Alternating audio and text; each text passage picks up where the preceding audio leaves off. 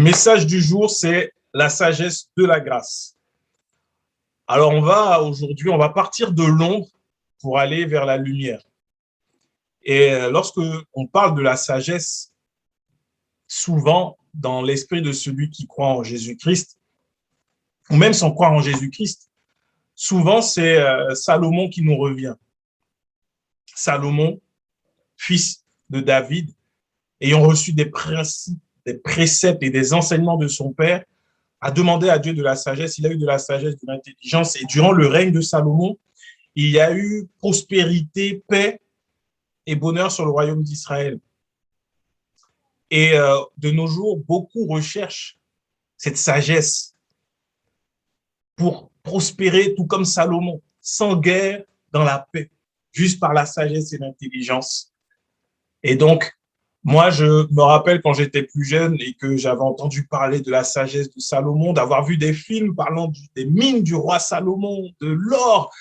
Et quand tu lis la Bible, tu vois combien l'or était presque banal à l'époque de Salomon. Eh ben, tu as envie de cette sagesse aussi, tout simplement, parce que on a envie d'être à l'aise. Moi, je me rappelle plus jeune, je voulais pouvoir m'acheter les baskets que je voulais, les PlayStation que je voulais, les vélos que je voulais. Donc, je me suis dit, il faut que j'ai de la sagesse. Donc, tu travailles dur à l'école afin d'être sage, d'être intelligent. Mais est-ce que c'est de cette sagesse-là dont parle la Bible? Je pense pas. Sinon, elle ne serait pas dans la Bible. La Bible est avant tout un livre spirituel avec des vérités cachées qui sont spirituelles et qui ne peuvent pas se comprendre avec une intelligence humaine, mais qui se comprend avec la révélation de l'esprit, les yeux ouverts par la grâce de Dieu. Lorsque l'on parle de grâce de Dieu, comme nous l'avons vu la semaine dernière, on ne parle pas de chance, mais on parle réellement par l'œuvre achevée de Jésus-Christ à la croix. Alors nous pourrons comprendre et saisir ce que nous dit la parole. Et aujourd'hui, on va introduire, je crois, une série de messages, 2 ou 3 messages, je ne sais pas, peut-être plus. Et aujourd'hui, on va commencer avec la sagesse de la grâce, mais ces messages parleront plus comme thème général du fondement de la grâce, du fondement de la grâce. Donc aujourd'hui, on introduit en parlant de la sagesse, en partant de la sagesse, et on va regarder tout de suite Proverbe chapitre 1, le verset 7 jusqu'au verset 9. On va lire tout d'abord en version seconde, et ensuite tout du long, nous serons dans la version du semeur. Dans les références, nous serons sur la version du semeur. Donc, Proverbe, on est dans le chapitre 1er et le verset 7. Après, on va lire à partir du verset 20 et ensuite, on lira à partir du verset 33. Alors, Proverbe 1er 7 nous dit « La crainte de l'Éternel est le commencement de la science. Les insensés méprisent la sagesse et l'instruction. Écoute, mon fils, l'instruction de ton père et ne rejette pas l'enseignement de ta mère, car c'est une couronne de grâce pour ta tête et une parure pour ton cou. » La sagesse est une couronne de grâce pour ta tête et une parure pour ton cou. Et la version du semeur nous dit que la clé de la sagesse, c'est de révérer l'Éternel. C'est de révérer l'Éternel. C'est différent de la crainte. Ça nous fait comprendre déjà de quelle crainte on parle. On ne parle pas de peur, mais on parle de révérence envers Dieu lorsque l'on parle de la crainte de l'Éternel. C'est différent de la peur, car la Bible nous dit que l'amour bannit la peur. Donc, il ne peut pas avoir de peur dans notre relation avec Dieu, mais on peut avoir de la révérence envers lui comme étant le Dieu créateur, le Dieu sauveur, le Dieu d'amour qu'il est. Donc, la clé de la sagesse, c'est de révérer l'Éternel. Mais les insensés dédaignent la sagesse et l'éducation. Mon fils, sois attentif à l'éducation que tu reçois de ton père et ne néglige pas l'instruction de ta mère, car elles seront comme une belle couronne sur ta tête, comme des colliers à ton cou. La version 8 secondes nous dit que c'est une couronne de grâce. Et maintenant, on va placer l'œuvre de la croix dans ce passage. Christ à la croix est mort et avant d'être crucifié, on lui a mis une couronne d'épines sur la tête. Pourquoi lui mettre cette couronne d'épines sur la tête? Ça symbolisait la folie des hommes vis-à-vis de l'œuvre de Jésus-Christ à la croix. Cette couronne d'épines, on le reconnaissait roi, mais en se moquant de lui. C'était la folie des hommes. Et en retour, nous recevons la couronne de la sagesse. Par l'œuvre de la croix, nous recevons cette couronne de la sagesse. Donc, tout au long de ce message, nous verrons que nous n'avons plus à courir après la sagesse, mais dans la grâce de Dieu, nous recevons cette sagesse. La sagesse que beaucoup d'hommes recherchent pour devenir riches, pour devenir puissants, pour devenir influents, nous la recevons à travers l'œuvre de Jésus-Christ à la croix. Pourquoi? Parce qu'il a eu cette couronne d'épines sur la tête afin que nous recevions une couronne de sagesse. Et maintenant, nous allons voir ce qu'est la sagesse, ou plutôt qui est la sagesse. Le verset 20, toujours de Proverbe 1er, nous dit, et là, soyons bien attentifs, c'est une description de qui est la sagesse. Et après, nous comprendrons de qui parle Salomon quand il parle de la sagesse. Donc, la version du semeur, toujours, la sagesse crie bien haut dans les rues, sa voix résonne sur les places publiques. Dominant le tumulte, elle appelle. Près des portes de la ville, elle fait entendre ses paroles, disant, jusqu'à quand, stupides, vous complairez-vous à des sottises, et vous, moqueurs, jusqu'à quand prendrez-vous plaisir à vous moquer? Et vous, insensés, jusqu'à quand détesterez-vous la connaissance? Écoutez mes avertissements. Voici, je répandrai sur vous mon esprit et je vous ferai connaître mes paroles. Ce passage est hautement prophétique. La sagesse que décrit Salomon, et si on continue de lire tout le passage, faute de temps, on ne va pas lire tout Proverbe, parce qu'en vrai, il faudrait lire tout Proverbe pour bien comprendre la sagesse. Mais là, il y a quelqu'un dans la Bible, dans les évangiles, qui allait de lieu en lieu, qui annonçait la bonne nouvelle, qui prêchait le royaume, qui démontrait le royaume, qui confondait les sages de son époque. Cette personne, c'est Jésus-Christ. La sagesse dont parle Salomon, c'est Jésus. Donc déjà, si tu veux comprendre l'œuvre de Christ, si tu veux saisir la sagesse que nous avons aujourd'hui, lorsque tu lis Proverbe, alors lis Proverbe en remplaçant sagesse par Jésus. Et tu verras tout ce que Jésus fait et produit dans nos vies, tout ce que nous avons reçu par la grâce de Dieu. La sagesse crie bien haut dans les rues, sa voix résonne. Jésus, dans les villes, partout où il allait, il parlait. Il n'avait pas de micro, mais sa voix résonnait. Tout le monde l'entendait. Tout le monde entendait parler. Personne ne l'entendait, n'avait jamais entendu ce que Jésus-Christ annonçait. La bonne nouvelle que Jésus-Christ annonçait, personne n'avait jamais entendu. Donc, lorsque l'on parle de la sagesse dans l'Ancien Testament, dans l'ombre, on parle de Jésus-Christ. À savoir que la Bible nous dit, même Jésus a dit que dans l'Ancien Testament, dans la loi, dans les prophètes, il est question de lui. Il est question de Jésus-Christ. Dans chaque livre de l'Ancien Testament, dans chaque livre de la Bible, il est question de Jésus-Christ, d'une de ses facettes, d'une des multiples facettes de la grâce de Dieu. Et là, aujourd'hui, ce que nous voyons, c'est la facette de la sagesse qu'il y a dans la grâce. Elle se trouve dans la grâce. Elle ne se cherche pas ailleurs et elle se reçoit. Comme nous recevons Jésus, nous recevons donc la sagesse. Et si nous lisons, nous prenons le temps, nous lisons les bienfaits de la sagesse, la puissance de la sagesse, les applications de la sagesse, nous voyons à quel point la sagesse de Dieu est importante pour nous et nous devons la recevoir comme un don, non pas la rechercher, non pas la poursuivre comme par nos œuvres, mais nous la recevons. Et enfin, au verset 33 de Proverbe 1er, il est écrit que « Mais celui qui m'écoute, en parlant de la sagesse, habitera en sécurité, il vivra tranquille sans avoir à redouter le malheur. » Voilà déjà ce que nous recevons par la sagesse de la grâce. Et je ne l'ai pas pris, je ne l'ai pas noté. Nous allons continuer encore à lire. On peut déjà ouvrir Proverbe 3, du verset 13 au verset 26. Toujours en version du semeur, Proverbe 3, 13, 26.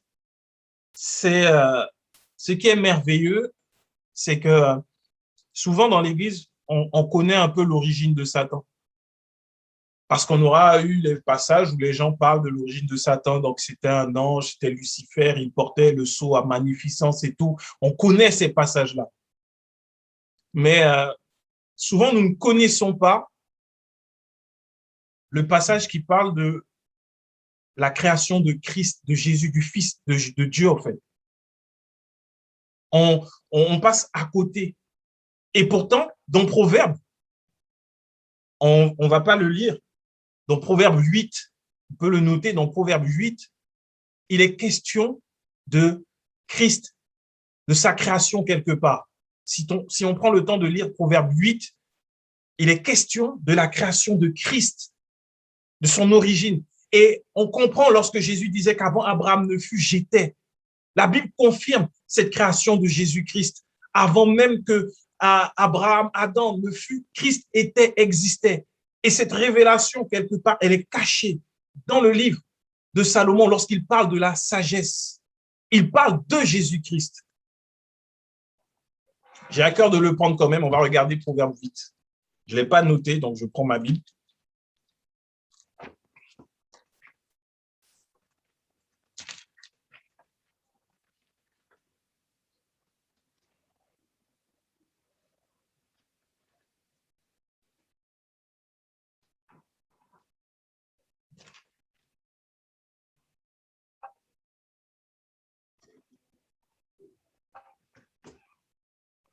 Proverbe 8, on peut prendre à partir du verset 22.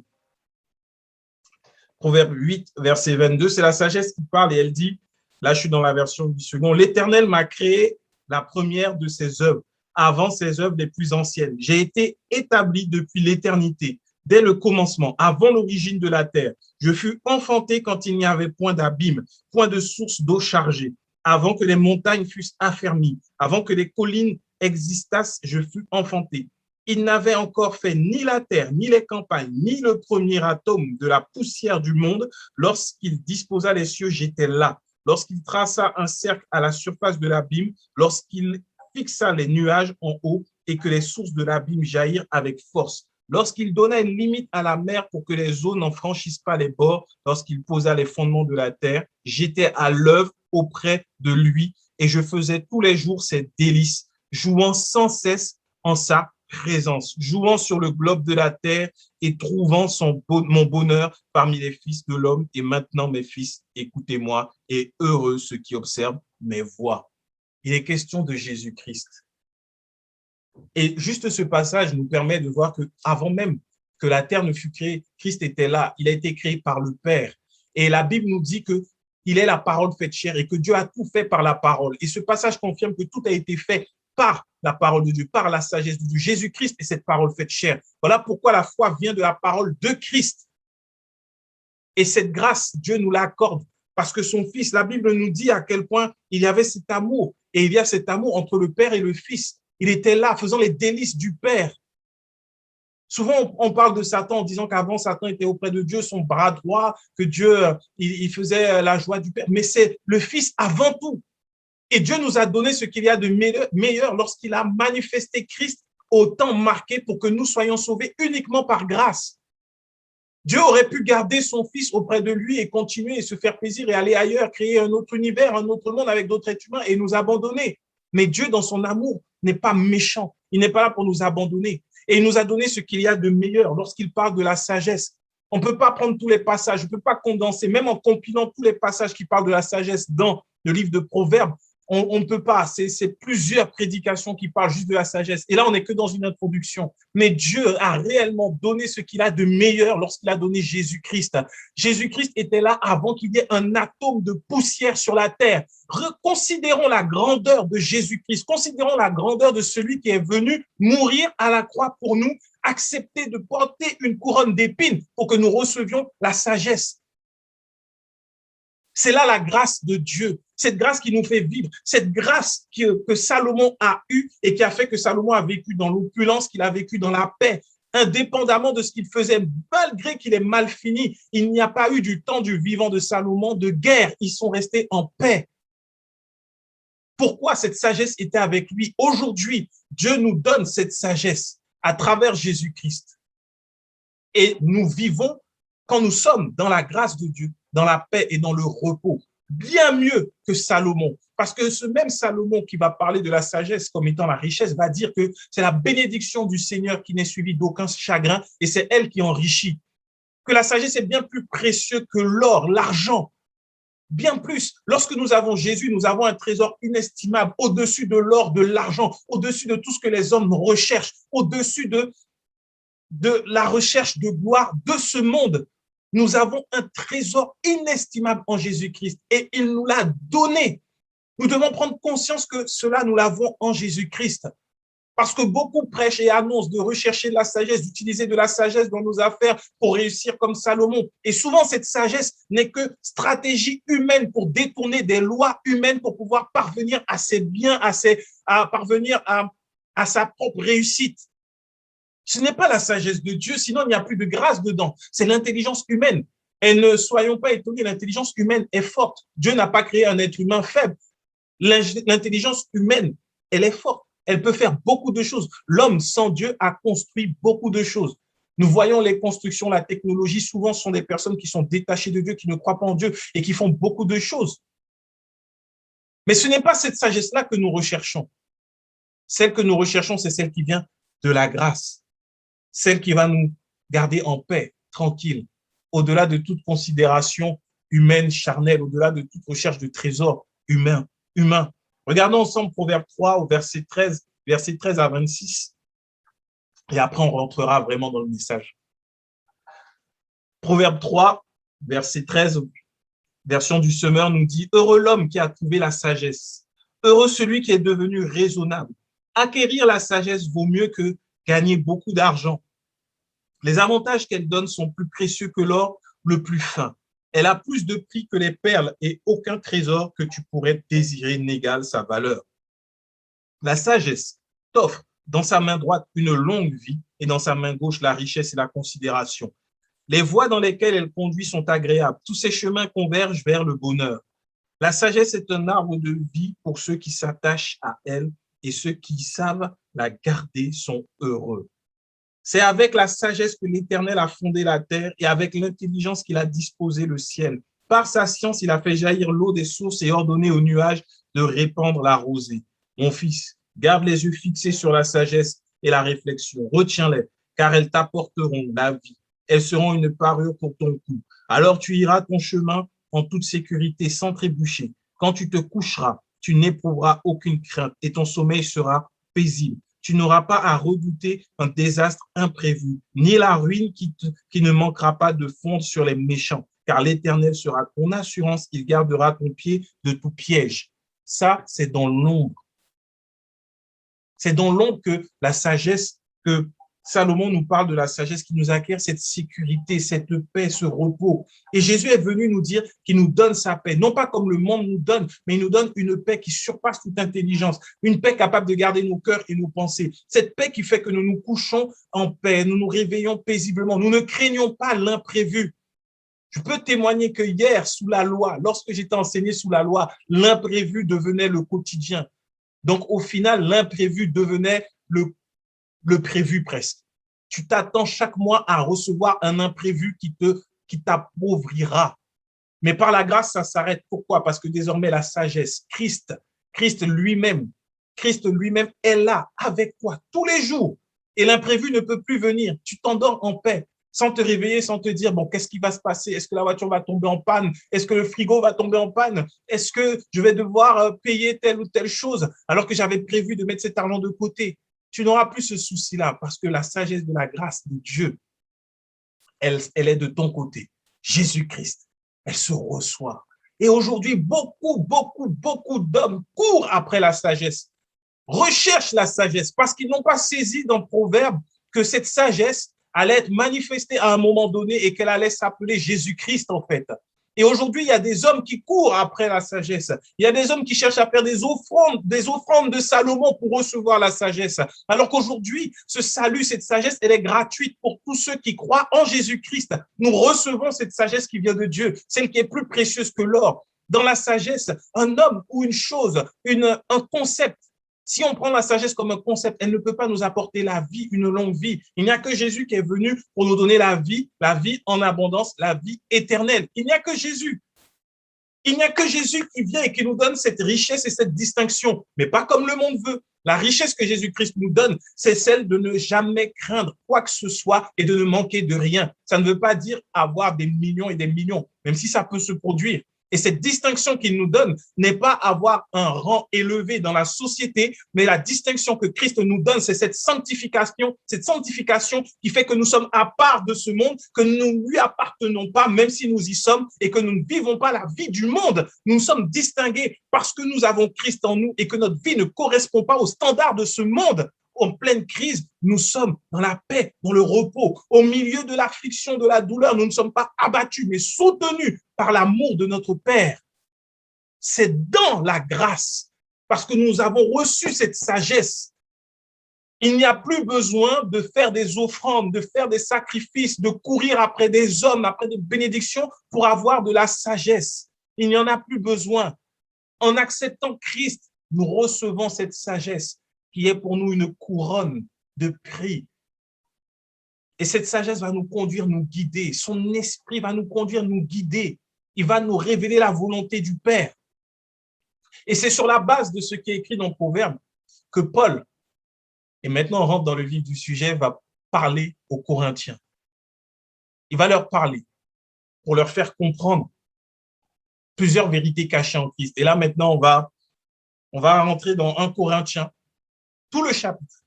1 Corinthiens, je n'ai pas réussi à faire des coupes pour dire on va faire le focus sur ci ou ça. La parole, je trouve que la parole parle tellement d'elle-même que les commentaires parfois sont superflus. Mais parce que il faut aussi parfois ramener à notre saison, au temps où nous sommes. Donc, nous prêchons. Mais la parole se suffit à elle-même, à vrai dire. Elle est tellement bien, tellement belle. Et j'espère que c'est dans ce même cœur d'amour de la parole que nous allons lire ce passage de 1 Corinthiens, où Paul parle aux Corinthiens, les Corinthiens, dans les premiers, on va commencer à partir du verset 4, mais dans le verset 1 au verset 4, il bénit le Seigneur, il rend gloire à Dieu pour les Corinthiens parce que ils ont tous les dons, ils ont reçu la parole, ils ont reçu les dons, ils ont la connaissance, ils ont la parole, ils ont beaucoup de choses. Et par contre, Paul va leur parler, va les avertir parce que les Corinthiens étaient également soumis à beaucoup de combats, beaucoup d'immaturité et se laissaient un peu détourner de la parole. S'il faudrait reprendre 1 Corinthiens, 2 Corinthiens pour voir tout le contexte. Nous avons pu voir le contexte lorsque nous avons fait l'étude mercredi dernier pour ceux qui étaient là. Mais là, on va faire le focus sur 1 Corinthiens 4. On commence à partir du verset 4, version du semeur toujours. Paul dit « Je ne cesse d'exprimer ma reconnaissance à mon Dieu à votre sujet pour la grâce qui vous a accordée dans l'union avec Jésus-Christ. En effet, vous avez été comblés en lui dans tous les domaines, en particulier celui de la parole et celui de la connaissance. Dans la mesure même où la vérité dont le Christ est le témoin a été fermement établie chez vous. Ainsi, il ne vous manque aucun don de la grâce divine, tandis que vous attendez le moment où notre Seigneur Jésus-Christ apparaîtra.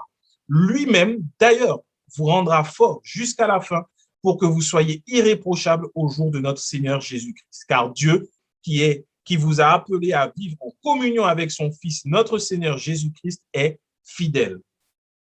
Il faut cependant, frères, que je vous adresse une recommandation instante. Et c'est au nom de notre Seigneur Jésus-Christ que je le fais. Vivez tous ensemble en pleine harmonie. Ne laissez pas de division s'introduire entre vous. Soyez parfaitement unis en ayant une même conviction, une même façon de penser. En effet, mes frères, j'ai été informé par les gens de la maison de Chloé que la discorde règne parmi vous. Voici ce que je peux dire. Chacun de vous tient ce type de langage. Moi, je suis pour Paul, ou moi pour Apollos, ou moi pour Pierre, ou encore, et moi pour le Christ. Voyons, le Christ serait-il divisé? Paul aurait-il été crucifié pour vous? Ou bien est-ce au nom de Paul que vous avez été baptisés? Je remercie Dieu de n'avoir baptisé aucun de vous, sauf Crispus et Gaius. Personne, en tout cas, ne peut prétendre avoir été baptisé en mon nom. Ah, si, j'ai baptisé encore les gens de la maison de Stéphanas. À part cela, je crois n'avoir baptisé personne. Pause. On va faire une petite parenthèse sur la sagesse. Là, Paul met en garde les Corinthiens sur la division au milieu d'eux.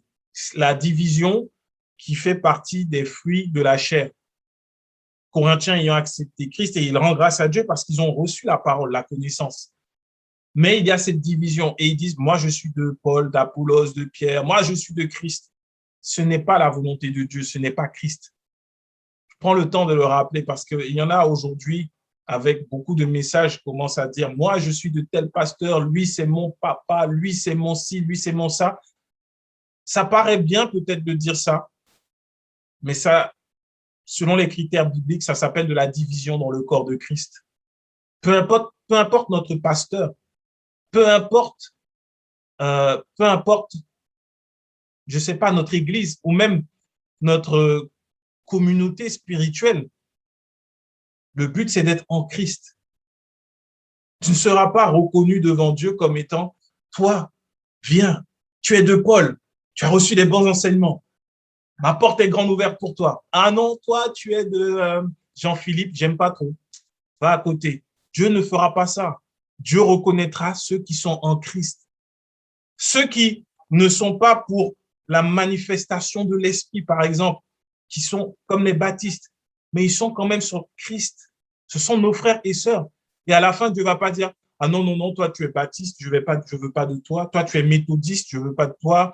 Toi, tu es, non, moi, je veux que ceux qui sont dans, je sais pas, ceux qui disent que eux, ils sont de Paul. Dieu ne fera pas ça. Donc, il y a des divisions qu'on peut éviter juste en restant sur Christ. Nous sommes tous frères et sœurs. Alors oui, il y a des dérives, oui, il y a des divisions, mais si le fondement c'est Christ, nous restons frères et sœurs avec le même Père, comme le fils prodigue avec son frère. Il y en a un qui va expérimenter la grâce, celui qui est parti dans le monde, dilapider le trésor de son père. Il y en a un qui va rester auprès de papa, mais qui va se reposer sur ses œuvres et qui va juger son frère et qui ne va pas agir avec amour. Mais les deux restent enfants du même père et le père a le même amour pour les deux. Donc aujourd'hui, par la grâce de Dieu, nous sommes dans la grâce, dans l'enseignement de la grâce. Il y en a d'autres qui sont encore sous la loi, mais ils ont accepté Christ. À la base, ils n'ont pas accepté un démon, ils n'ont pas accepté Satan, ils ont accepté Christ. Et plus tard, dans d'autres messages, nous verrons comment Paul parle de ça. Mais c'est juste pour que nous ayons cet amour, cette unité dans le corps de Christ qui nous fera toujours avancer. Car c'est à l'amour que nous aurons les uns pour les autres, pas juste parce que nous sommes dans la même église, mais que nous aurons les uns pour les autres en tant que frères et sœurs, que le monde reconnaîtra que nous sommes des enfants de Dieu. Même si son discours n'est pas celui que tu aimes, que tu soutiens, mais par amour, nous parlerons de Christ. C'est important dans le corps de Christ. Il n'y a pas cette division, que cette division ne se manifeste pas, que les œuvres de la chair ne se manifestent pas ainsi au milieu de nous. Donc, on a déjà parlé des pères spirituels, etc., etc., mais déclarons haut et fort que nous appartenons à Christ. Peu importe le message après derrière le pasteur, nous appartenons à Christ. Paul dit bien, il n'a baptisé personne, mais le fondement qu'il a mis, c'est Christ. Ce qu'il a prêché, c'est Christ. Nous fermons la parenthèse. Donc, le verset 17 de 1 Corinthiens nous dit, car ce n'est pas pour baptiser que le Christ m'a envoyé, c'est pour proclamer la bonne nouvelle ou l'évangile.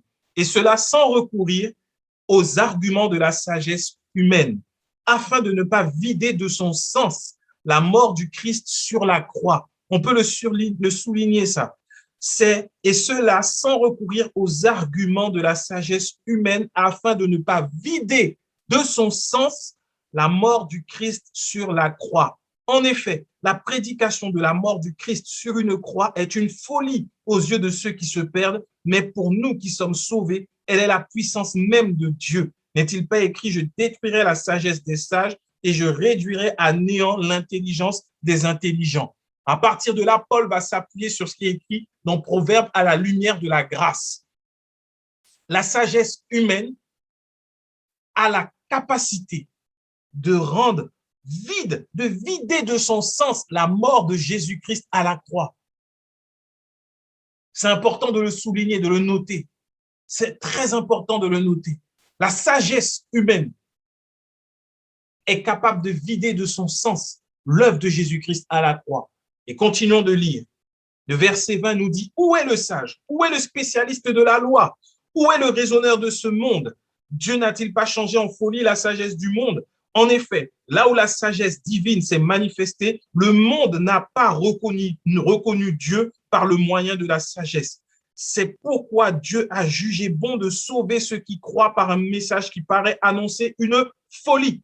Oui, tandis que d'un côté, les Juifs réclament des signes miraculeux et que de l'autre, les Grecs recherchent la sagesse, nous prêchons un Christ mis en croix. Les Juifs crient au scandale, les Grecs à l'absurdité.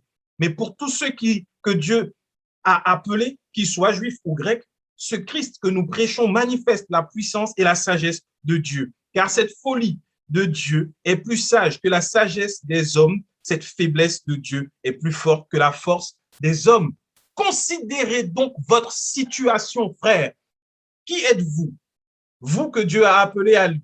On ne trouve parmi vous que peu de sages selon les critères humains, peu de personnalités influentes, peu de membres de la haute société.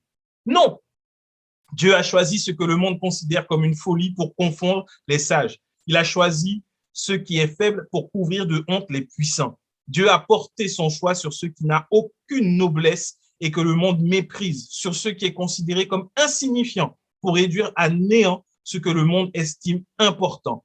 Ainsi, aucune créature ne pourra se vanter devant Dieu. Par lui, vous êtes unis au Christ qui est devenu pour nous cette sagesse qui vient de Dieu. En Christ, en effet, se trouve pour nous l'acquittement, la purification et la libération du péché. Et il est ainsi pour que soit respecté ce commandement de l'Écriture. Si quelqu'un veut éprouver de la fierté, qu'il place sa fierté dans le Seigneur. Waouh! Paul, il explique à quel point la sagesse de Dieu, celle que nous voyons, dont Salomon nous parle dans le livre des Proverbes, nous voyons à quel point cette sagesse vient confondre la sagesse des hommes. Le message de la croix est une folie pour le juif et le grec. Aujourd'hui, le juif et le grec, qui sont-ils?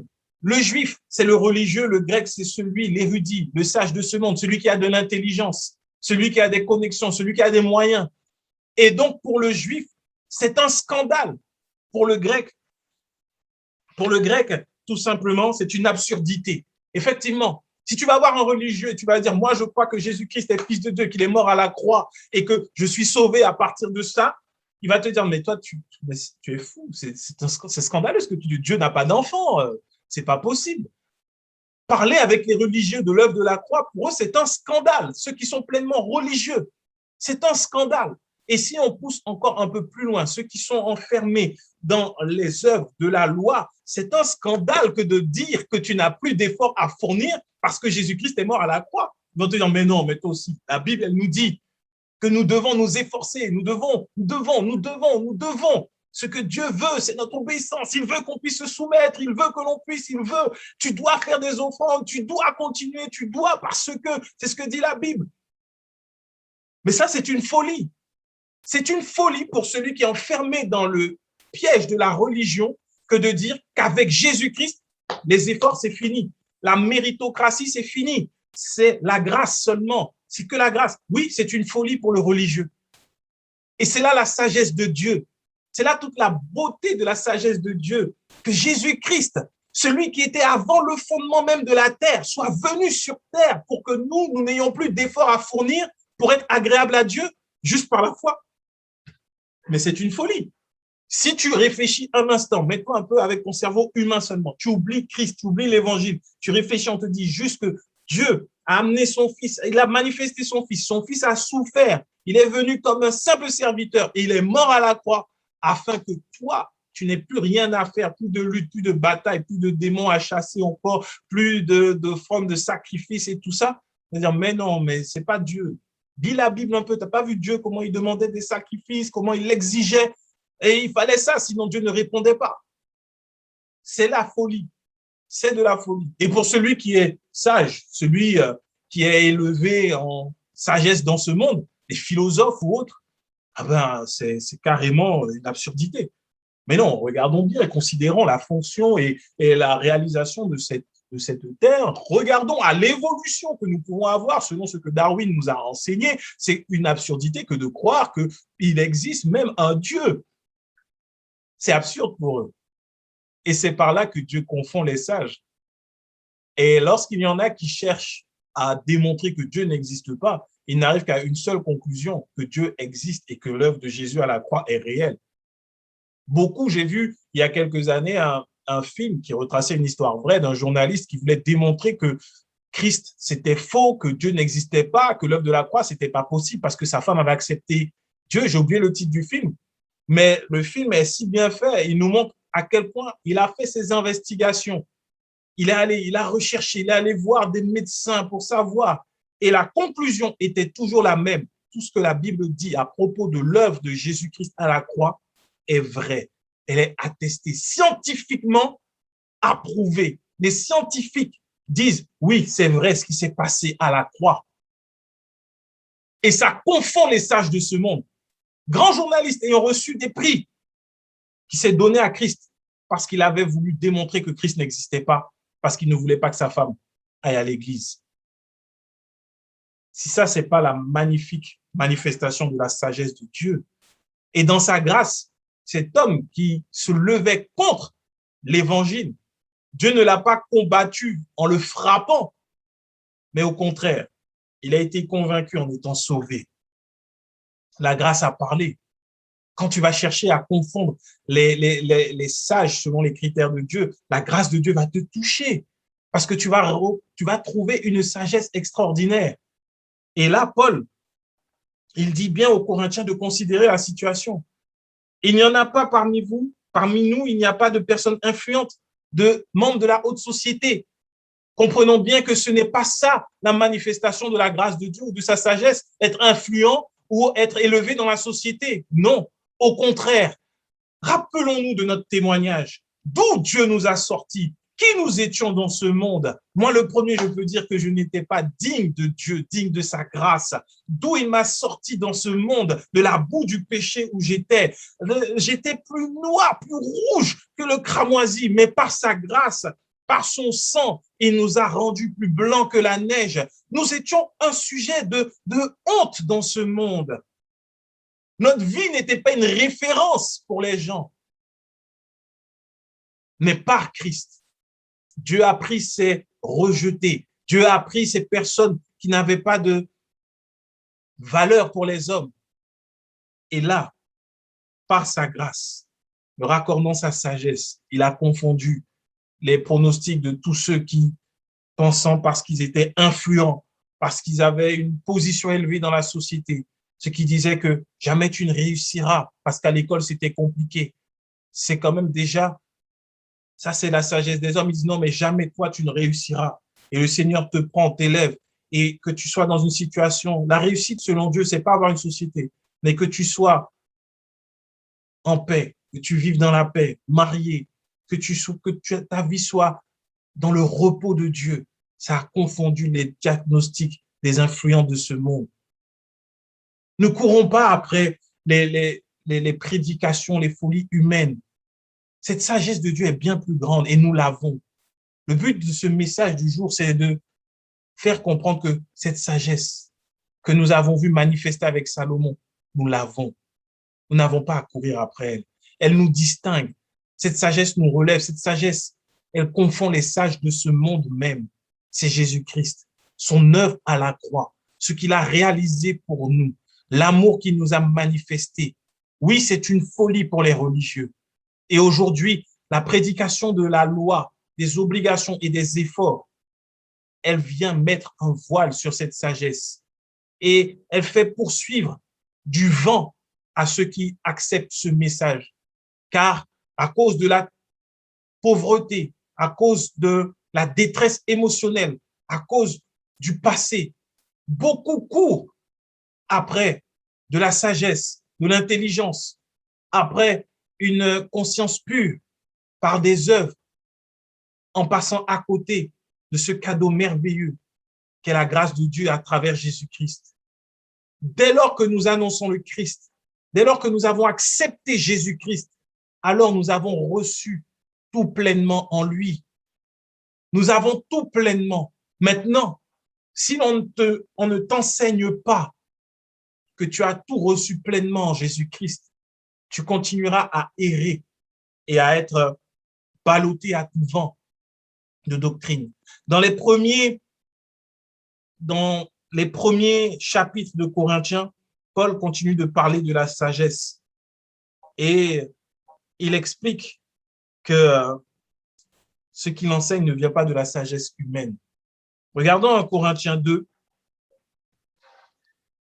Regardons en Corinthiens 2.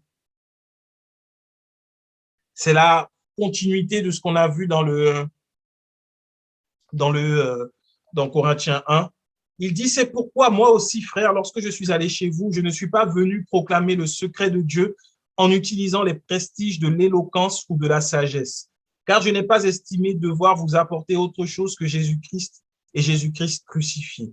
De plus, quand je suis arrivé chez vous, je me sentais bien faible et je tremblais de crainte. Mon enseignement et ma prédication ne reposaient pas sur les discours persuasifs de la sagesse, mais sur une action manifeste de la puissance de l'esprit.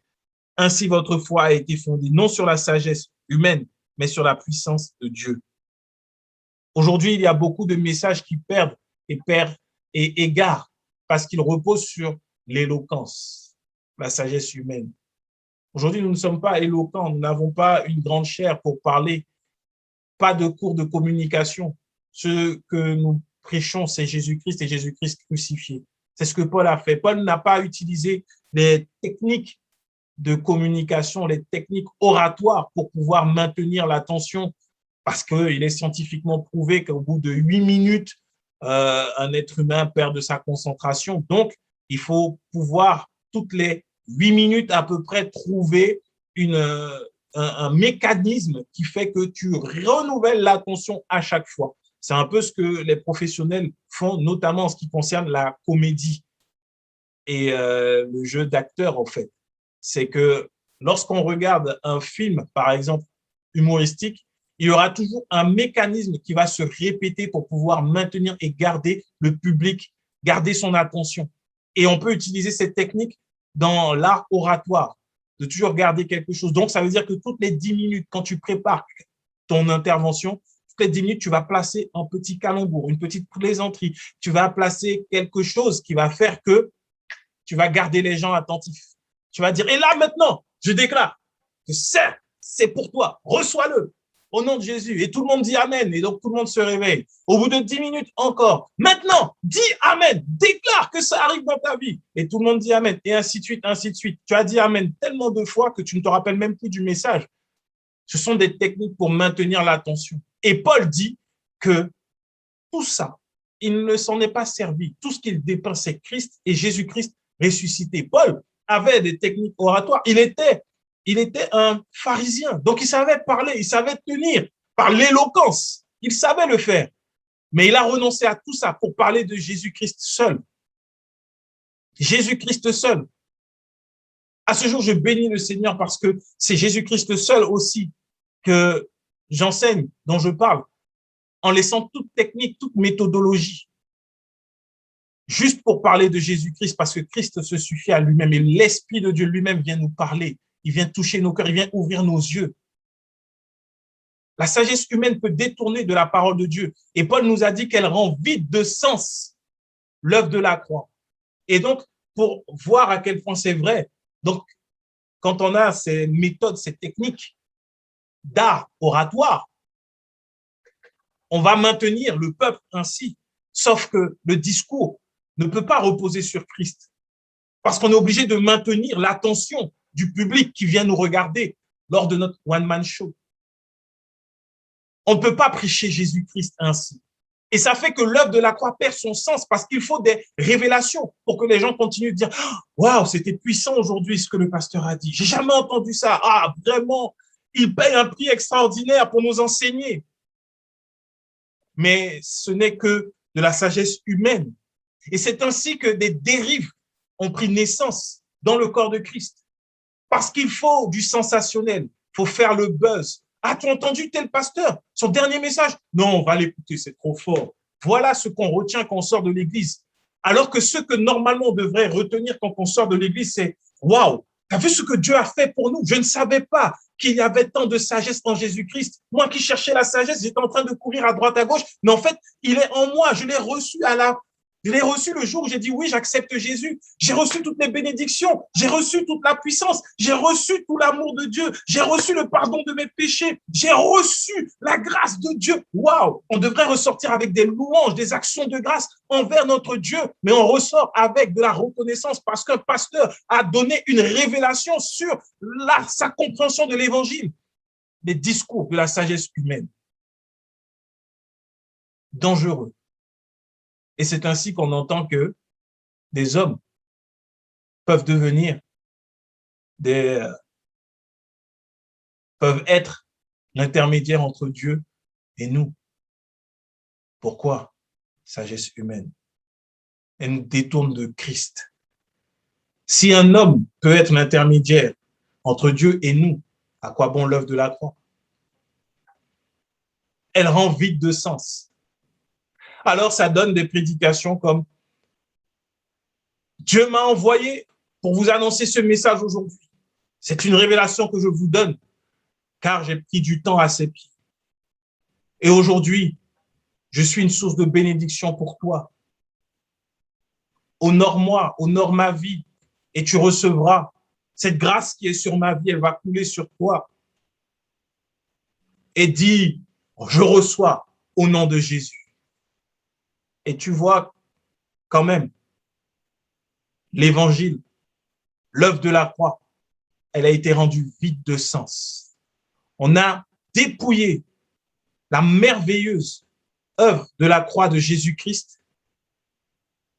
Et à la fin, on dit au nom de Jésus. C'est égal à 0. C'est 0 plus 0 égale à 0. Et le danger dans tout cela, c'est que ça attire la malédiction sur la vie de ceux qui disent Amen, qui disent je reçois. Parce que tu ne vas pas vivre la grâce de Dieu. La grâce se trouve en Jésus-Christ, car il n'y a de salut en aucun autre, en Jésus-Christ seul. Et ça, c'est la sagesse de Dieu. Alors ne nous laissons pas impressionner par les grands pasteurs, les grands orateurs qui savent maintenir le peuple à coup d'invectives au final. Dis, tu reçois, je déclare, Amen, ok. Mais le message, est-ce qu'il parle de Christ crucifié? On n'a pas besoin de tenir un peuple éveillé. La Bible ne nous dit pas que Jésus, lorsqu'il prêchait tout le temps, il disait, maintenant reçois, reçois, reçois, en mon nom, reçois. Non, Jésus ne faisait pas ça. Jésus annonçait la bonne nouvelle. Et ensuite, cette bonne nouvelle était confirmée par les signes, les miracles et les prodiges. Et lorsque l'évangile est annoncé, lorsque la bonne nouvelle est annoncée, nos vies sont transformées. Les signes, les miracles, les prodiges nous accompagnent, pas une seule fois, pas de façon ponctuelle, mais tous les jours, nous marchons dans le miraculeux. Le miraculeux n'est pas spectaculaire. De pouvoir rentrer le soir et d'avoir passé une excellente journée et d'avoir sa famille en bonne santé, de n'avoir eu aucun accident, de n'avoir manqué de rien, ça, c'est un miracle parce qu'il y en a qui partent le matin et qui ne rentrent jamais chez eux. Le miraculeux, c'est de savoir que au-delà, lorsqu'il y a la mort, lorsqu'il y a la destruction, nous marchons dans la bulle de la grâce de Dieu. C'est cette sagesse que nous avons aujourd'hui en Jésus-Christ. Nul besoin des discours persuasifs de la sagesse humaine. La bonne nouvelle se suffit à elle-même. Parlons de Jésus-Christ. Parlons de Jésus-Christ crucifié. C'est là notre victoire et la sagesse que Dieu nous donne. Nous allons prier. Seigneur, merci pour ta grâce, merci pour ton amour, merci pour ta bonté, merci pour ta sagesse. Père, nous ne pouvons pas prétendre être plus intelligents ou plus sages que d'autres dans ce monde.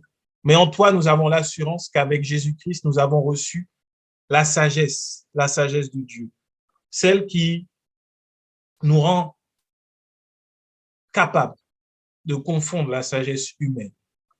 Parce que c'est toi qui parles et qui agis, parce que Christ a tout accompli. À travers, Seigneur, ta sagesse, nous avons tout pleinement reçu.